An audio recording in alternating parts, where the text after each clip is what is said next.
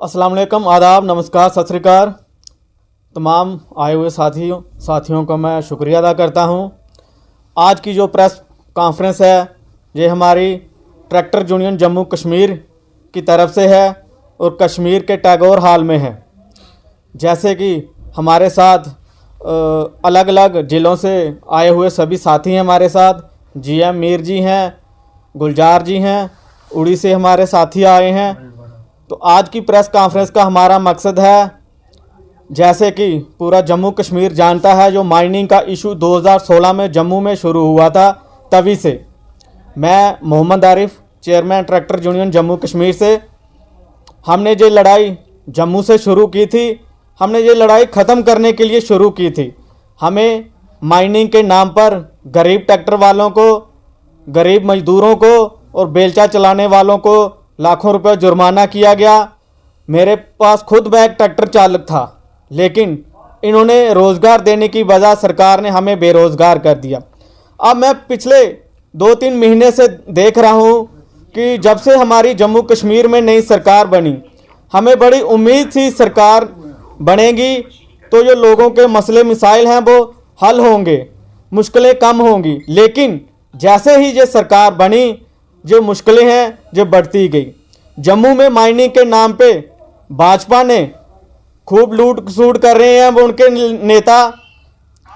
छोटा आदमी जो ट्रैक्टर लेके जाता है उसको पकड़कर जुर्माना किया जाता है, उसको पकड़कर थाने में वो ट्रैक्टर में ऐसे फ़ोटो खींचते हैं जैसे पता नहीं कितना बड़ा मुजरिम पकड़ लिया हमने। इतनी आप तौहीन अगर मुजरिम पकड़ने में करते, दिलचस्पी लेते, तो आज शायद हमारे जम्मू कश्मीर के अंदर जो नशा है वो इतना नहीं फैलता।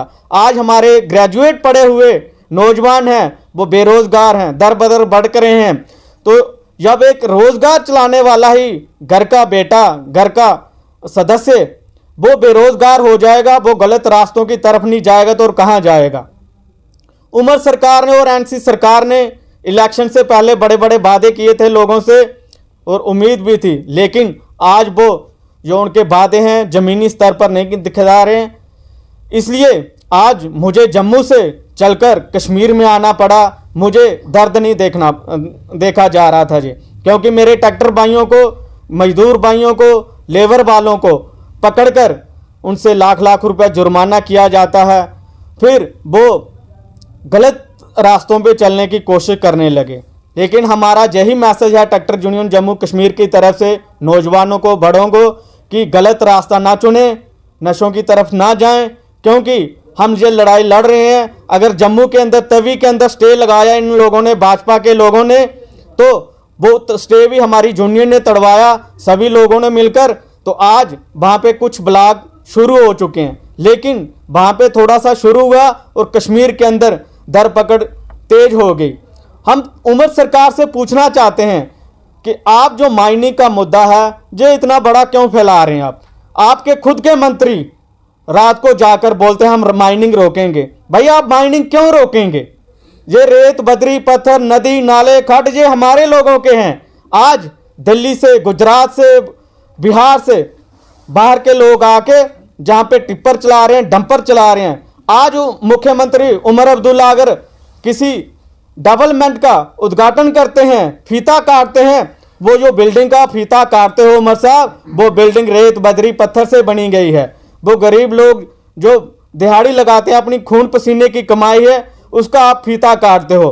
आज आपके मंत्री रात को 12-12 बजे जाके बोलते हैं हम माइनिंग रोकेंगे, और आप क्रशर वालों के साथ मिलकर उनके साथ पैसा बांट रहे हैं। लेकिन जो आम गरीब मजदूर है उसको पकड़कर बोलते हैं कि हमने जी माइनिंग रोक रखी है।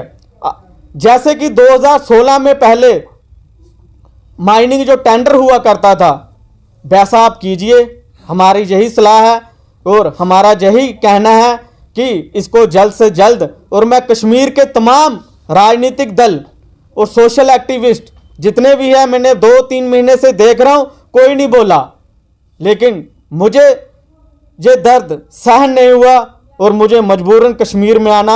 हमारे सभी साथी है जहाँ पे आए और ठंड की वजह से कुछ साथी दूर से नहीं आ पाए, मैं उनका भी शुक्रिया अदा करता हूँ। तो और हमारा अंत में यही मैसेज रहेगा कि इस जो माइनिंग का लूट खसूट है ये बंद की जाए और लोगों को राहत दी जाए। कि सरकार किस लिए होती है, सरकार क्यों बनाई गई है, सरकार क्यों चुनी लोगों ने, कि लोगों की सहूलियत के लिए। 2016 में यही उमर सरकार भी तो पहले चलती थी, यही एनसी सरकार जम्मू कश्मीर में चलती थी। आज उनके आप मंत्रियों से सवाल कीजिए कि इससे पहले भी आप 70 साल आपने राज किया जम्मू कश्मीर के अंदर, पहले क्या माइनिंग ऐसा हुआ? हमारा यही कहना है कि आप जो टेंडर है 2016 से पहले होता था वैसे कीजिए। अब ये क्या करते हैं कि जो बाल है, गेंद है, वो केंद्र, इनसे अगर कोई काम नहीं होता जो उनके केंद्र के सेंटर के जोली में गेंद फेंक रहे जी, वहां से आर्डर आए हैं। तो आप किस लिए बैठे हो? मैं उमर साहब से पूछना चाहता हूं, अगर काम नहीं हो पा रहा, और भी आपसे बड़े बड़े काबिल लोग हैं जम्मू कश्मीर में सरकार चलाने के लिए, अगर आपसे जो नहीं हो पा रहा, आप री इलेक्शन करवा सकते हैं, आप कुर्सी छोड़ सकते हैं। नहीं तो ऐसा ना हो कि जम्मू कश्मीर की जनता को सड़कों पर आकर आपको हटाना पड़ रहे, तो ऐसा आप में इसमें इंसल्ट भी होगी सरकार की और जम्मू कश्मीर के लोगों की भी। कि लाखों के हिसाब से तो जम्मू कश्मीर के में ट्रैक्टर है, और वो एक ट्रैक्टर के साथ 4 आदमी लेबर वाले चलते हैं। उसके बाद जब ट्रैक्टर चलता है वो मिस्त्री का भी रोजगार है, स्पेयर पार्ट भी, ट्रैक्टर चलेगा, मशीनरी चलेगी, वो खराब होगा, स्पेयर पार्ट वाला भी होगा। फिर अगर रास्ते में अगर ट्रैक्टर लेके जाते हैं तो ढाबा भी है, चाय वाला भी है, क्रशर वाले में है, तो सारे हैं। तो मैं तमाम सभी लोगों से, जो क्रशर वाले भी हैं, कि आप मिलकर आवाज़ उठाएं। और हमारा एक और सवाल रहेगा कि सवाल हमारा रहेगा कि 9% जो टैक्स है जे आप क्यों लगा रहे हैं ट्रैक्टर को?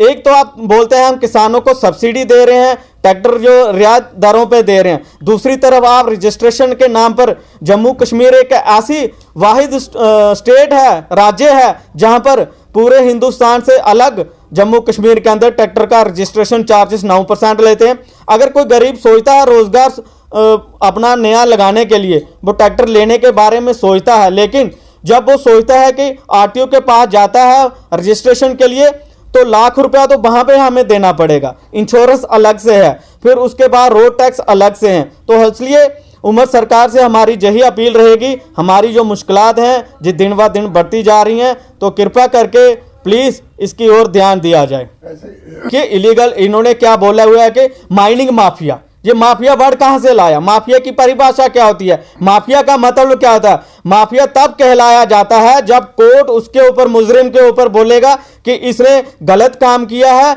उसके कोर्ट में जब तक वो सबूत नहीं पेश कर देता है, जब तक जज रिटर्न में नहीं दे सकता, तब तक हम माफिया नहीं बोल सकते। और मैं मीडिया के कर्मचारी या अखबारों के अंदर लिखा जाता है कि माइनिंग माफिया है, पहले माइनिंग माफिया की परिभाषा उसकी समझो, उसके बाद आप इस भाषा को इस्तेमाल कीजिए। तो हमारा यही कहना है कि लोगों को और सरकार से कि जो माफिया शब्द है इसको ना इस्तेमाल किया जाए।